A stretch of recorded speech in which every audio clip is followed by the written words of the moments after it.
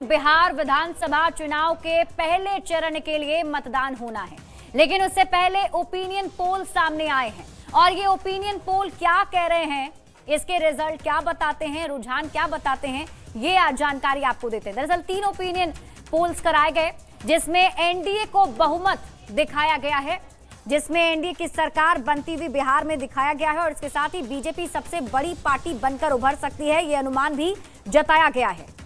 बिहार में मिथिलांचल, कोसी, मुंगेर डिवीजन और भोजपुर बेल्ट के 18 जिलों की 121 सीटों पर 1314 उम्मीदवार की किस्मत का फैसला होना है।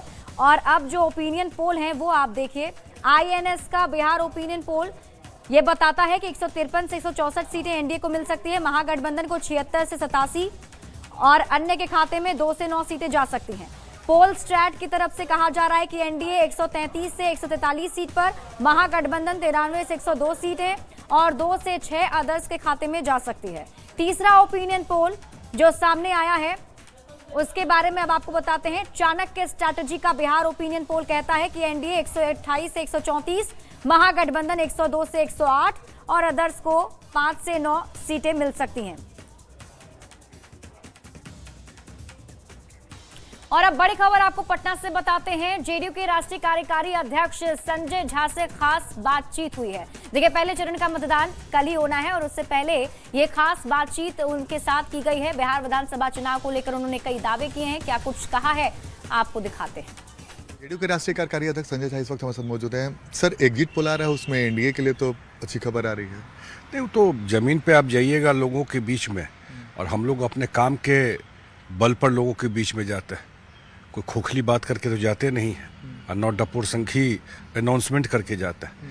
ठोस जो काम नीतीश जी ने किया है, एनडीए सरकार ने किया है, उसके नाम पे जाते हैं और प्रॉमिस भी वही किया है जो हम लोग कर सकते हैं, उसकी तैयारी कर सकते हैं, तो वही किया है। और मुझे लगता है कि जो फिगर आया है, उस जो सर्वे में आ रहा है 140 से 60 है, उससे बेहतर रिजल्ट रहे।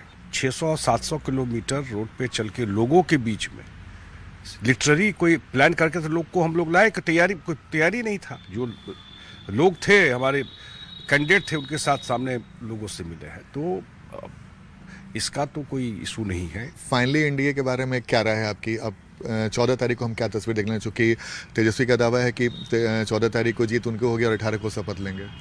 वो तो शपथ बहुत दिन से ले रहे हैं, मुगालते में न रहे। बिहार की जनता कभी उनको ये मौका नहीं देने वाली। शपथ नीतीश कुमार ही लेंगे और पूरे बिहार के लोगों का ट्रस्ट, विश्वास नीतीश जी पर ही है।